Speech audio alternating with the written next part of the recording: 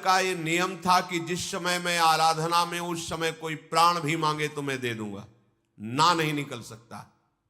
जब भगवान सूर्य ने देखा कि इसका नियम पक्का है और कोई भी मांगेगा तो ये सब कुछ दे सकता है, तो स्वप्न में आके कहा कि बेटा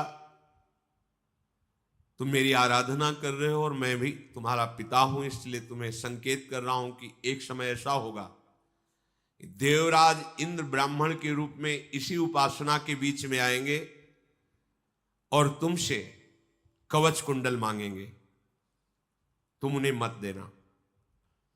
कर्ण ने कहा भगवान मेरा नियम है, यदि उस समय इंद्र या कोई भी ब्राह्मण आकर के मुझसे याचना करेंगे तो आपके इस आदेश का पालन मैं नहीं कर पाऊंगा।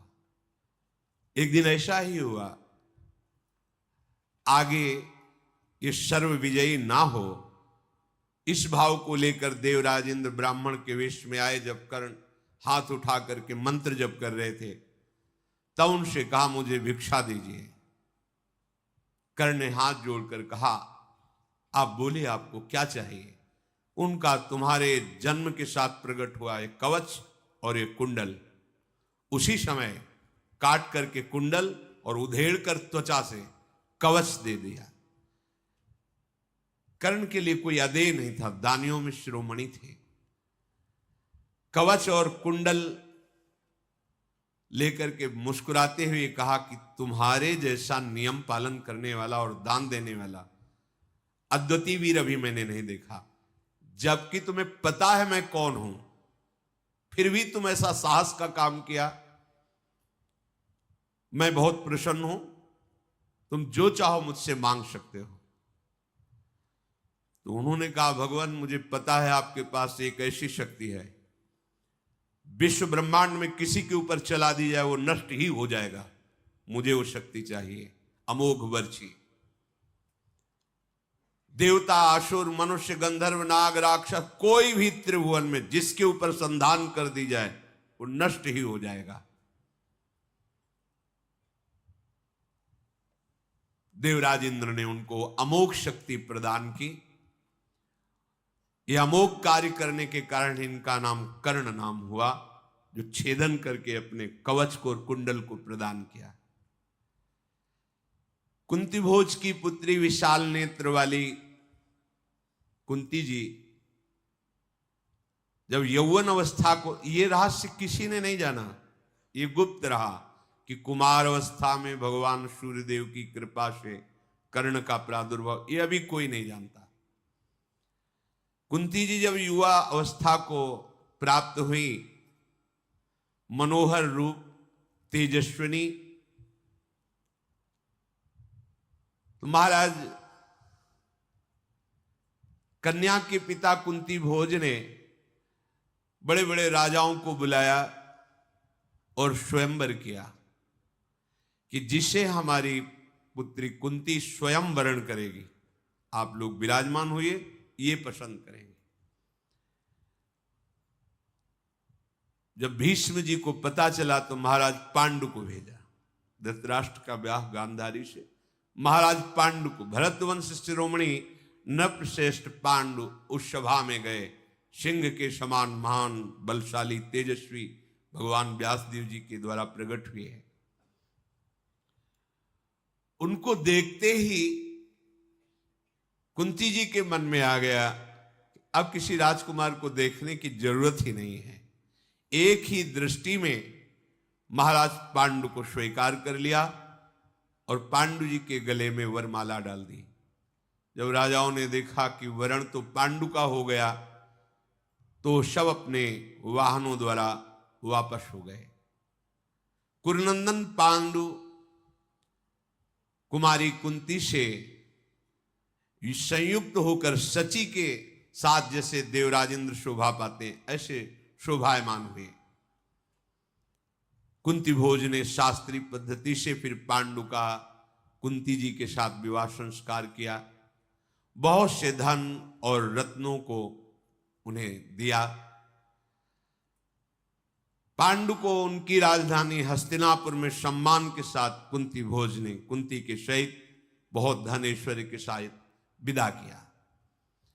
बड़े बड़े ब्राह्मण महर्षि आकर के पांडु को आशीर्वाद दिए।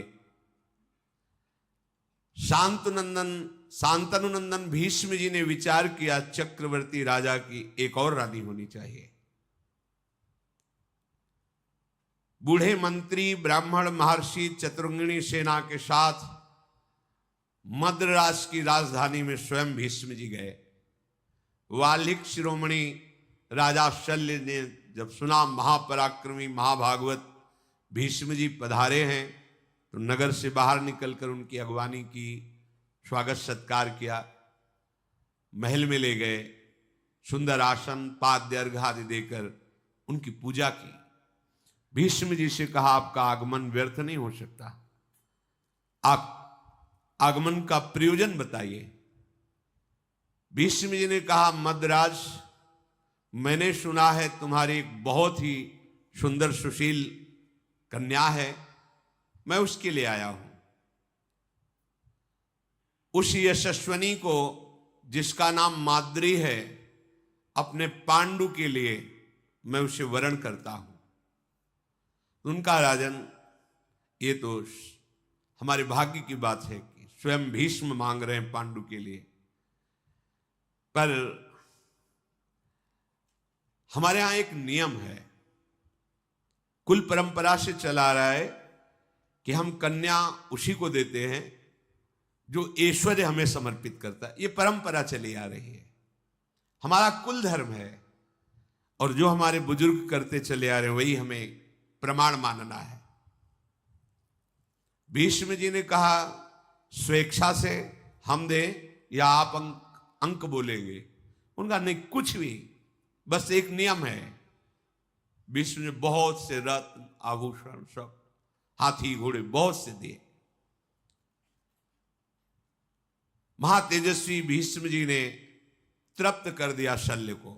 स्वर्ण आभूषण, शास्त्रों विचित्र प्रकार के रत्न, हाथी घोड़े रथ वस्त्र अलंकार, मणि मोती मूंगे ढेर लगा दिए भीष्म जी।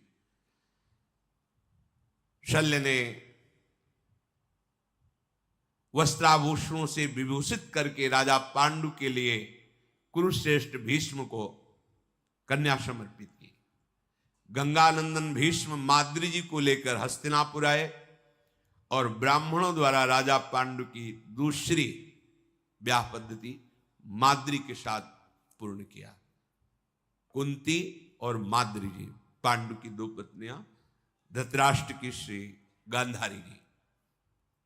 राजाओं में श्रेष्ठ महाराज पांडु अपनी दोनों पत्नी कुंती और माद्री के साथ आनंद पूर्वक महल में रहने लगे। भीष्म जी ने संकेत किया कि चक्रवर्ती सम्राट सिंहासन पर वही सुशोभित होता है जो पूरी पृथ्वी पर विजय प्राप्त कर सके। महलों में ही रहने का अवसर नहीं, ब्याह हो गया है, निकलो और पूरे विश्व को परास्त करके फिर सिंहासन पर बैठो। आज्ञा के अनुसार समूची पृथ्वी पर विजय प्राप्त करने के लिए राजधानी से बाहर निकले महाराज पांडु। भीष्म जी के चरणों में मस्तक रखकर झुकाया। ब्राह्मणों ने मंगलाचरण किया। पांडु देव कुमारों के समान महान तेजस्वी बलशाली थे। अपने सैनिकों के साथ शत्रुओं, जो राजशत्रु थे, उन पर धावा बोला।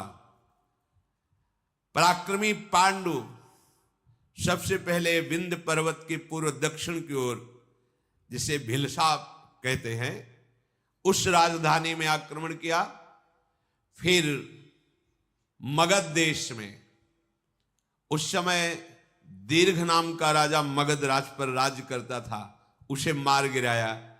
फिर मिथिला देश, फिर काशीपुरी, सुई, पुंड्र, बड़े बड़े विश्व में, पूरे विश्व में जो भी राजा उनके आगे सर नहीं झुकाता उसे बंदी बना लेते, उसे दंड देते। परास्त करके राजा पांडु प्रज्वलित अग्नि के समान सुशोभित हुए। सेना सहित पांडु अपार संपत्ति, जो राजा मित्र थे वो भेंट देते, जो शत्रु थे उनको बंदी बनाकर बहुत सी संपत्ति, ढेर के ढेर, पहाड़ के पहाड़ जैसे मणि मोती मूंगे सुवर्ण चांदी गौरत्न अश्वरत्न रथरत्न हाथी ऊंट, बहुत सी मृगचर्म, क्या क्या सामग्री हस्तिनापुराधीश राजा पांडु जीत करके लाए। हस्तिनापुर में जब लौट कर आए तो उनका स्वागत हुआ। राजा पांडु जब नगर के निकट आए तो भीष्म जी ने उनकी अगवानी की। देखा अपार संपत्ति, आनंद बढ़ाने वाले पांडु निकट आकर महाभागवत भीष्म जी के चरणों में प्रणाम किया, सबका सम्मान किया। शंख तुरही मृदंग आदि से पांडु जी का स्वागत हुआ। सबसे पहले पांडु जी ने सारी संपत्ति अपने बड़े भाई धृतराष्ट्र के हाथ में दी। ये मर्यादा, यद्यपि राजा पद पर आप हैं पर अधिकारी धृतराष्ट्र जी हैं क्योंकि बड़े हैं। धृतराष्ट्र की आज्ञा से फिर भीष्म जी को, सत्यवती जी को, अंबिका अंबालिका को प्रणाम नमस्कार और ये भेंट समर्पित की। विदुर जी के लिए भी संपत्ति का विभाग किया, सब पूरे नगर को बंटवाया संपत्ति। सत्यवती ने पांडु द्वारा जीत कर लाए हुए शुभ धन से खूब प्रजा को संतुष्ट किया। धृतराष्ट्र ने उस धन से ब्रह्म ऋषियों को बुलाकर 100 अश्वमेध यज्ञ करवाए। अब विचार किया महाराज पांडु ने, विजय भी हो गई, अब एकांतवास करके भजन भी करना चाहिए। अपनी दोनों पत्नियों को लेकर, कुछ अंगरक्षकों को लेकर राजमहल के सुख को छोड़कर वन में वास करने का विचार किया कि वहां जो हिंसक, प्रजा में संक्रामक रोग फैलाने वाले पशु हैं उनका शिकार, और एकांत में मंत्र जाप आदि करते हुए कुछ समय, क्योंकि युद्ध आदि में बहुत हत्याएं होती हैं। हिमालय के दक्षिण भाग की रमणीय भूमि में पर्वत के शिखरों पर विचरते हुए वहां निवास करने लगे। कुंती और माद्री के साथ में वहां तलवार बाण धनुष विचित्र कवच धारण करके भ्रमण करते। पांडु को देख करके वनवासी ऋषि मुनि बहुत सुखी हुए कि रक्षा करेंगे। यहां धृतराष्ट्र की आज्ञा से प्रेरित होकर बहुत से गुप्तचर पांडु की सुरक्षा में गुप्त रूप से रहते।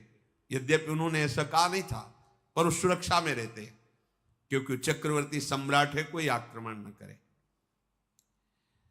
समय बड़ा विचित्र होता है, सब समय सुख जैसा ही नहीं रहता कि एक सुख का कार्य चल रहा है तो सुख ही बना रहेगा। भीष्म जी ने विदुर जी का भी विवाह करवा दिया। अगर हमारा जीवन भगवान से युक्त है तो कोई भी विपत्ति चाहे जितनी बड़ी हो वो परास्त नहीं कर सकती। ये जो हाहाकार मचता है हमारे हृदय में, उसका कारण होता है धर्म का आश्रय नहीं, सत्य का आश्रय नहीं, भगवान का आश्रय नहीं। इधर एक दिन भगवान व्यासदेव जी महल पधारे तो गांधारी जी ने भगवान व्यासदेव जी की सेवा की। व्यासदेव की ऐसी सेवा की व्यास भगवान बहुत प्रसन्न हुए। कहा तुम्हारी जो कोई मनपसंद वस्तु या जो भी चाहना हो। उन्होंने कहा कि मेरी यही चाह है कि महाबलवान मेरे 100 पुत्र हों। भगवान व्यासदेव जी ने कहा तथास्तु, ऐसा ही हो। धृतराष्ट्र के द्वारा गांधारी ने गर्भ धारण किया, पर 2 वर्ष व्यतीत हो गए, ना गर्भ बढ़ा, बस एक मांस का पिंड जैसा, और ना गर्भ प्रसव हुआ। गांधारी जी को बड़ी चिंता हुई कि भगवान व्यासदेव जी के आशीर्वाद से गर्भ हुआ है। जब गांधारी जी को 1 वर्ष गर्भ धारण किया था, उधर महाराज युधिष्ठिर का प्रादुर्भाव हुआ था। आगे प्रसंग में आएगा। युधिष्ठिर का प्रादुर्भाव गुप्तचरों ने जब बताया तो बहुत कष्ट हुआ गांधारी को, क्यों हमसे तो छोटे हैं, इतना तेजस्वी पुत्र 100 पुत्र होने थे हुआ, तो अपने पेट पर बहुत प्रहार किया। 2 वर्ष गर्भ धारण करने पर भी कोई हलचल नहीं, कोई कुछ नहीं, बड़ा उनको गुस्सा आया, प्रहार किया, मूर्छित हो गए। जब मूर्छा जगी तो देखा एक मांस का पिंड सामने प्रहार से। ये क्या भगवान व्यासदेव जी का आशीर्वाद, कोई आकृति नहीं, कोई ऐसा नहीं कि कोई हाथ पैर नाक, बस मांस का पिंड, और वो भी लोहे के समान कठोर। बड़ा शोक हुआ। 2 वर्षों तक इसको गर्भ में धारण किया, किस काम का। दासियों से कहा फेंक दिया जाए। जो ही दासियों ने उठाया, भगवान व्यासदेव जी आ गए, ये क्या कर रहे हो? तो उनका भगवान इसका क्या करे, तो मांस का पिंड है। व्यास जी ने कहा मांस का पिंड नहीं है, हमारा आशीर्वाद है, जो हमने तुम्हें आशीर्वाद दिया था। उन्होंने कहा मुझे बहुत जलन हो रही, सुना है कि पांडु के एक तेजस्वी पुत्र प्रकट हुए युधिष्ठिर जी, मैं ये जलन बर्दाश्त नहीं कर सकती, इसलिए मैंने प्रहार किया तो गर्भ से मांस का पिंड निकला, और आपने 100 पुत्र होने का वरदान दिया था। भगवान व्यासदेव जी ने कहा विश्वास करो राजकुमारी, मैं कभी हास परिहास में भी मिथ्या नहीं बोलता, फिर आशीर्वाद या वरदान देने पर मिथ्या हो जाए, ऐसी कैसी बात हो सकती है? ये मेरे ही विधान से हुआ है। लाओ अत्यंत शीतल जल लाओ। शीतल जल लाया गया, और उस मांस के पिंड पर जो ही भगवान व्यासदेव जी ने शीतल जल डाला तो उसके 101 हिस्से हो गए। 100 और 101 हिस्से हो गए। गांधारी को बड़ा आश्चर्य, बिना कुछ छेदन भेदन किए, और वो जैसे एक अंगुष्ठ प्रमाण ऐसे आकृति उसमें बालकों की सी झलकने लगी। भगवान व्यासदेव जी ने कहा 101 कुंड बनाए जाए, शुद्ध गाय का घी उसमें भरा जाए कुंडों में, और दिव्य औषधियां भगवान व्यासदेव जी ने डाली, और इन 101 हिस्से को हर कुंड में रख दिया जाए, ऊपर से बिल्कुल बंद कर दिया जाए, बीच में खोला ना जाए। 2 वर्ष तक प्रतीक्षा करना, इसके बाद इसमें महाबली पुत्र प्रकट हो जाएंगे। 2 वर्ष बीतने का जो क्रम बताया था, उसी क्रम से पहला जेव ही कुंड का ढक्कन खुला गया तो दुर्योधन का प्रादुर्भाव हुआ। बड़ा दुर्धर्ष वीर, धृतराष्ट्र का यह पुत्र जन्म लेते ही ऐसी विचित्र भयावनी आवाज से रोया कि जितने गीद गीदड़ गधे कौवे सब चिल्लाने लगे। हाहाकार मच गया हस्तिनापुर में।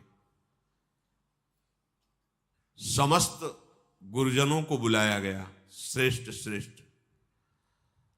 धृतराष्ट्र जी ने कहा कि ये तो बड़ा भयावह विषय है कि पुत्र होके ऐसा रोया जिससे कौवा गीद गधा ये सब अनिष्ट करने वाले जीव गूंज पड़े। जैसे कोई मंगल जन्म होता है तो दुंदुभियां बजती है, देवता पुष्प वर्षा कर, इसमें गधा रोए गीद गौए, क्योंकि ये भगवत विरोधी का अवतार है। ये मेरा ज्येष्ठ पुत्र है, क्या ये राजा बनने लायक है? विदुर जी, भीष्म जी, बड़े बड़े महात्मा, उनके बीच में धृतराष्ट्र जी ने कहा। बड़े बड़े ब्रह्म ऋषियों ने विचार किया, फिर परम धर्मात्मा विदुर जी बोले, नरश्रेष्ठ, आपके पुत्र के जन्म होने में जो अपशकुन हुए हैं, इनका विचार कर मैं कहता हूं यही पुत्र तुम्हारे वंश का समूचे विनाश करवा देगा। मेरी सलाह है इसको तुरंत मार दिया जाए या इसको तुरंत फेंकवा दिया जाए। बिल्कुल ना रखा जाए। इसकी रक्षा की गई तो कोई रक्षा लायक नहीं रहेगा आपके कुल में, इसको हटा दिया जाए। 99 पुत्र आपके रहेंगे, बड़ा पुत्र आप इसको नष्ट करवा दीजिए। यदि शांति चाहते हो तो एक पुत्र का त्याग कर दो। हम नीति को जानते हैं, अगर एक पुत्र के द्वारा पूरे कुल का नाश हो रहा हो तो उस पुत्र को त्याग देना चाहिए। नीति कहती है समूचे कुल का नाश ठीक नहीं है। अगर एक गांव में एक कुल ऐसा हो जो पूरे गांव को नष्ट कर रहा हो तो उसको गांव से निकाल देना चाहिए। अगर देश का पूरा नाश कर रहा हो एक गांव तो उसको नष्ट कर देना चाहिए, ऐसी राजनीति कहती है। धृतराष्ट्र ने कहा यह सलाह हमारे को अच्छी नहीं लगी, पहला ही पुत्र तुम कह रहे हो त्याग दो। नहीं नहीं, मैं अपने इस बड़े पुत्र का त्याग कदापि नहीं कर सकता। धीरे धीरे कुंड खोले गए, दुशासन आदि 100 कुंडों में 100 पुत्र, और जो आखिरी कुंड उसमें एक कन्या दुश्शला नाम की प्रकट हुई। तो 101 भाग में 100 पुत्र और एक कन्या प्रकट हुई। महाराज धृतराष्ट्र बहुत प्रसन्न हुए कि अब हमारे 100 पुत्र एक कन्या। जिस समय ये धृतराष्ट्र जी से गांधारी गर्भवती थी उस समय उनकी सेवा में एक वैश्य कुल की दासी रहती थी, तो उससे युयुत्स नाम का महाबली पुत्र धृतराष्ट्र जी से प्रकट हुआ। ये अलग है, 100 से अलग है। ये महात्मा पांडु जी माद्री और कुंती के साथ वन में रहते थे। एक दिन की बात, ये विचर रहे थे तो ऐसा कभी तेजस्वी मृग ही नहीं देखा था जैसा देखा, और वो मैथुन धर्म से युक्त था।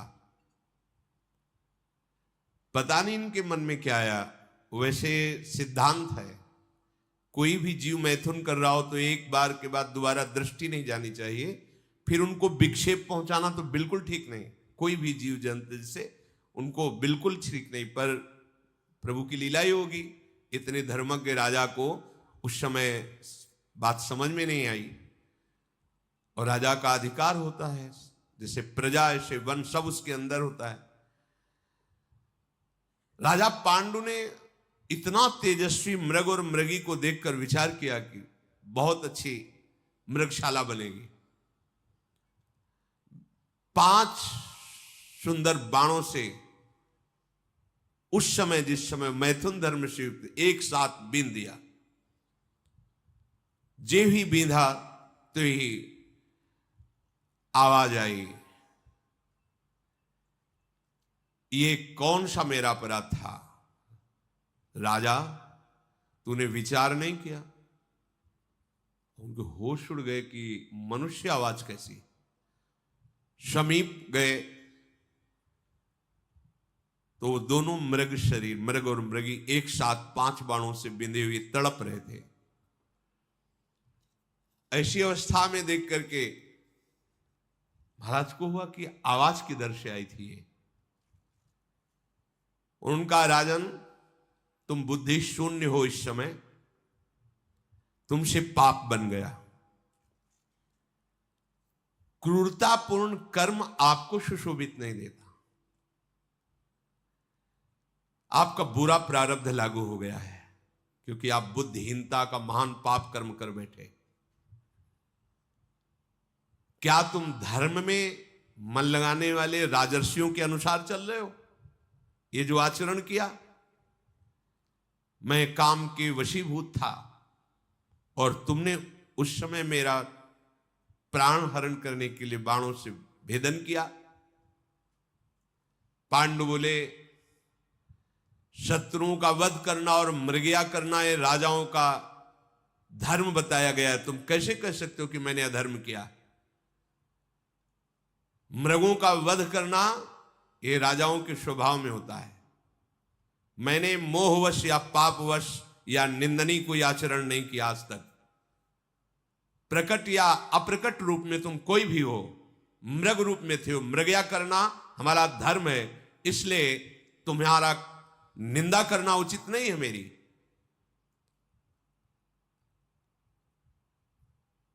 क्षत्रिय धर्म के अनुसार मृगों का वध करना प्रमाण सिद्ध शास्त्र अनुकूल बर्ताव है।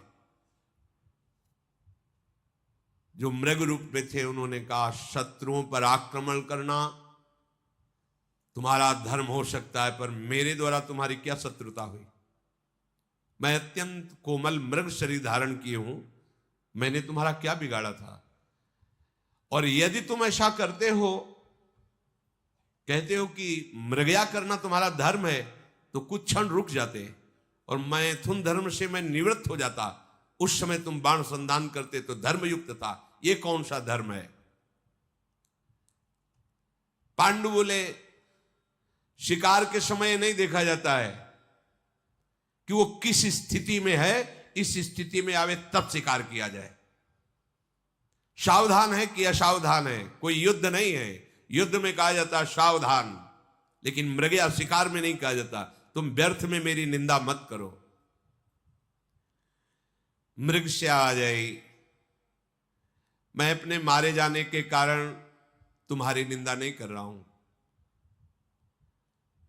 तुम मृगों को मारते हो, मुझे तो बस इतना कहना है कि तुम में तनिक भी दया नहीं। जब मैथुन धर्म से युक्त तो तुमने प्रतीक्षा भी नहीं कि उसी समय मुझे बेध दिया। ये कोई भी दयालु प्राणी नहीं कर सकता। जब कोई जीव मैथुन धर्म से युक्त हो तो विवेकशील पुरुष को चाहिए उससे दूरी हट जाए। धर्म ऐसा कहता है। मैं कोई मृग नहीं हूं, मेरा नाम किंदम ऋषि है और मैं इसी वन में अपनी पत्नी के साथ कठोर तपस्या से युक्त हूं। संतान की लालसा से कामरूपी पुरुषार्थ की प्राप्ति के लिए मेरी पत्नी ने मुझे प्रेरित किया। तो दिन में मैथुन करना पाप है, शास्त्र विरुद्ध है। गृहस्थ धर्म से युक्त होने पर भी दिन में मैथुन नहीं करना चाहिए। पर मेरी पत्नी की विशेष प्रेरणा के कारण फिर हम दोनों ने अपने तपोबल से मृग रूप धारण किया। कि पशु के लिए कोई धर्म नहीं होता, पशु के लिए धर्म है, ऋषि के लिए धर्म, मनुष्य के लिए धर्म है, इसलिए मैंने पशु रूप धारण किया। मैं फल मूल का आहार करके निरंतर मंत्र में स्थिति प्राप्त किया हुआ मुनि हूं। शाम दम्स का पालन करने वाला हूं। केवल पत्नी की प्रेरणा से संतान उत्पत्ति के लिए मैंने ये पशु रूप धारण करके चेष्टा की और तुमने हत्या कर दी हमारी। इसलिए मैं शाप देता हूं। द्योर्न संस्कर्तार मवशम काम मोहितम जीवितांत करो भाव एवमेवागमिष्यति। जाओ, आज के बाद ये तुम कभी मैथुन धर्म करोगे, उसी समय तुम्हारी मृत्यु हो जाएगी। तपस्या से संलग्न रहने वाले ऋषियों के वचन कभी मिथ्या नहीं होते। तुम ऐसे कामासक्त होगे कि मेरी बात भूल जाओगे और उसी क्षण तुम्हारी मृत्यु हो जाएगी। मृग रूपधारी मुनि दुख से पीड़ित होकर अपने प्राण छोड़ दिए। अब तो महाराज पांडु के हृदय में भारी जलन पैदा हुई। पांडु महाराज बहुत दुखित हुए। उनका ये क्या हो गया? मैंने तो मृग समझा था, ये तो ऋषि और पुत्र उत्पत्ति के संकल्प से युक्त, और इतना भयंकर शाप। अभी तो एक भी संतान नहीं हुई। अंतःकरण में इतनी ग्लानि प्रकट हुई उनके हृदय में। उनका मैं राजमार्ग पे नहीं चलूंगा, अब मोक्ष मार्ग पे चलूंगा। हर एक भोग का त्याग कर कठोर तपस्या के द्वारा अब उस मार्ग पे चलूंगा जिससे मोक्ष प्राप्त होता है। मैं अपने शरीर को निसंदेह कठोर तपस्या में संलग्न करके सुखा दूंगा। कभी भी स्त्री का स्पर्श नहीं करूंगा, वृक्ष से भिक्षा मांगकर जीऊंगा, मौन होकर सन्यास धर्म का या वानप्रस्थ आश्रम का पालन करूंगा। धिक्कार है हमारे जीवन पर, मैंने क्या कर दिया। मैं ऐसा धर्म ग्रहण करूंगा जिसमें प्रिय और अप्रिय दोनों समान होते हैं। यही है विरक्त का धर्म, उसका ना कोई प्रिय होता ना कोई अप्रिय होता है। मैं किसी के वियोग का कभी शोक नहीं करूंगा, किसी के संयोग से कभी हर्षित नहीं होऊंगा। यह है विरक्त धर्म। आए की हुज्जत नहीं, गए की तलाश नहीं। कोई हमारी निंदा करे स्तुति करे, दोनों में समान रहूंगा। ना किसी से आशीर्वाद लूंगा ना किसी को आशीर्वाद दूंगा, ना किसी से नमस्कार की इच्छा रखूंगा। सुख और दुख में समान भाव रहूंगा। कभी आज से किसी की हंसी नहीं उड़ाऊंगा, किसी को कठोर वचन नहीं बोलूंगा, किसी से क्रोध नहीं करूंगा और कभी किसी को दंड नहीं दूंगा। यह है वैराग्य मार्ग। मैं हर स्थिति में अपने हृदय को प्रसन्न रखूंगा। आज से मैं चराचर प्राणी को अभय प्रदान करता हूं, किसी को दंड नहीं, किसी को दुख नहीं, किसी को मारूंगा नहीं। यदि भिक्षा मिली तो ठीक, नहीं मिली तो कई कई दिन तक भूखा रहूंगा। कभी मैं भरपेट भोजन नहीं करूंगा और किसी दूसरे का आश्रय नहीं लूंगा, राजा या गृहस्थ आदि का। लोभवश किसी से मिलूंगा नहीं, अपनी जीविका का कोई साधन नहीं करूंगा। अगर एक आदमी हमारी बाह काटेगा और दूसरी बाह में चंदन लगाएगा तो मेरी तरफ से दोनों के लिए बराबर भाव रहेगा। जीने और मरने दोनों इच्छाओं का मैं त्याग करता हूं। बड़ा कठोर हृदय में नियम लेकर महाराज पांडु बहुत दुखित हो गए। कुंती और माद्री जी ने जब देखा, महाराज पांडु ने कहा, देवियों तुम हस्तिनापुर लौट जाओ। अंबिका अंबालिका जो मेरी मां है, विदुर जी, भीष्म जी, संजय जी, धृतराष्ट्र जी, सत्यवती जी, इन राजपुरोहित सबको मेरे इस कठोर व्रत की सूचना दो।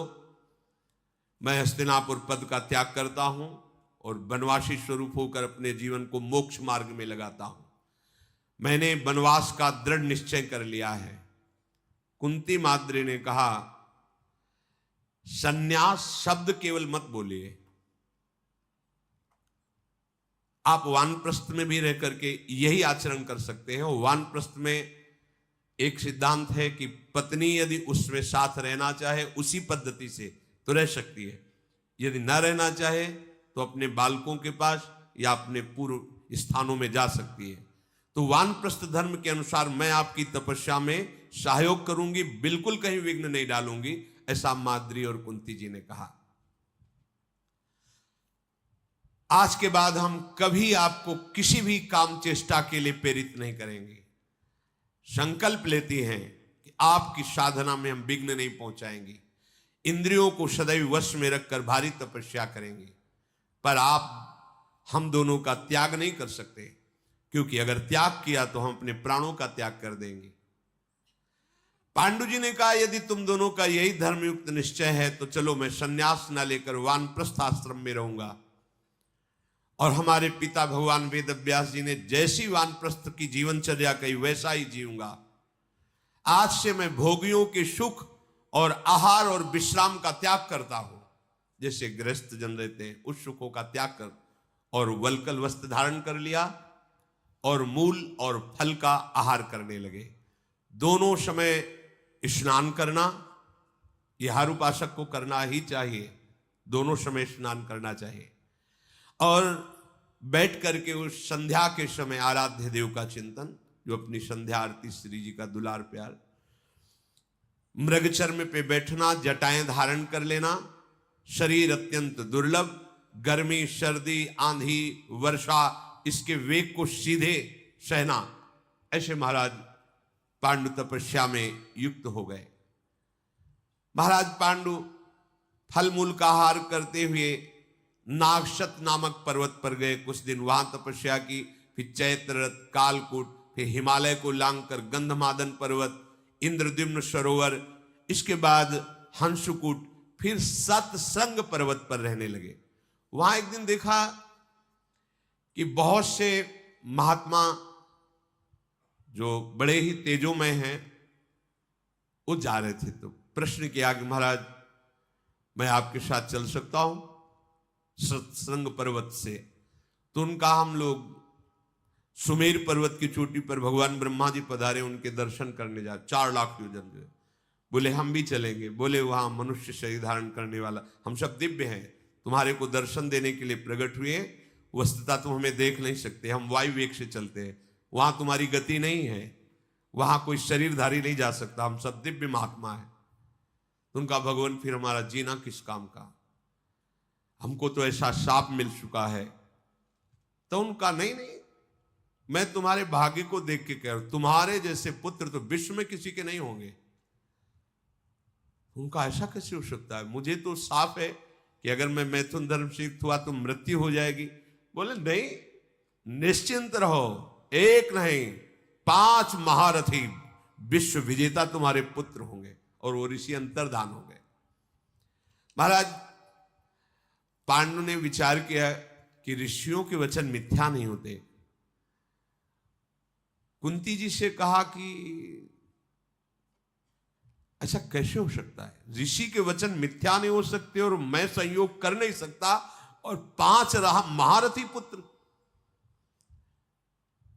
एक उपाय मुझे सोचता है शास्त्रीय पद्धति से, तुम किसी ब्रह्म ऋषि का आवाहन करो और उससे संतान उत्पन्न करो, शास्त्र ऐसा आज्ञा करता है, जैसे सत्यवती जी ने भगवान व्यास जी से।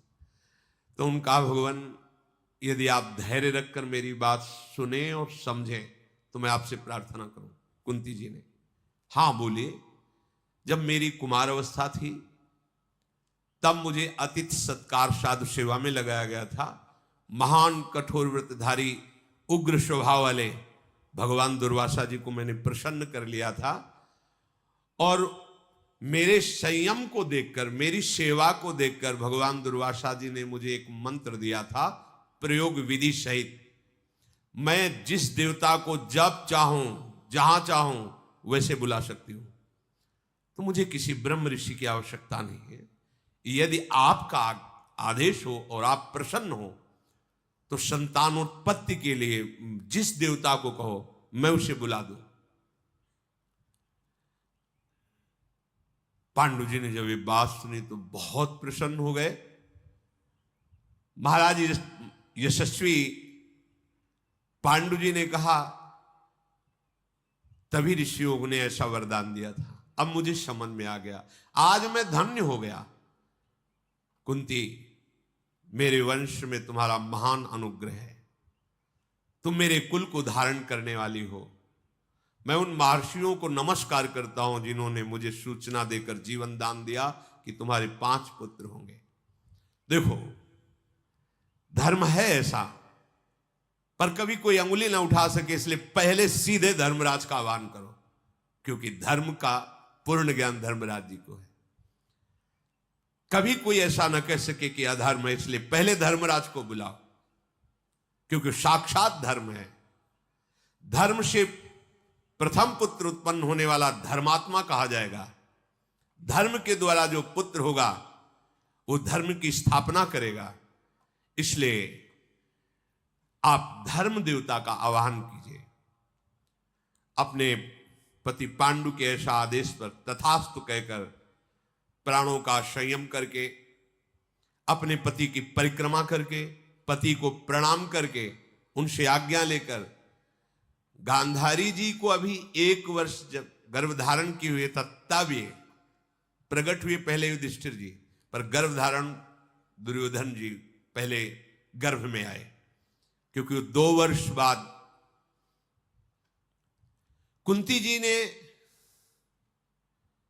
धर्म देवता का जे ही आवाहन किया, तत्काल उसी क्षण भगवान धर्म उपस्थित हुए। मानो कई सूर्य एक साथ प्रकट हो गए हों। कुंती देवी ध्यानस्थ थी धर्म देवता के विषय में। वो हंसकर बोले, कुंती क्या तुम्हें चाहिए? क्यों मेरा आह्वान किया? तब कुंती जी ने आंख खोल के देखा, प्रणाम किया और कहा, भगवान मुझे पुत्र की प्राप्ति चाहिए। योग मूर्ति भगवान धर्म ने कुंती जी को एक पुत्र प्रदान किया।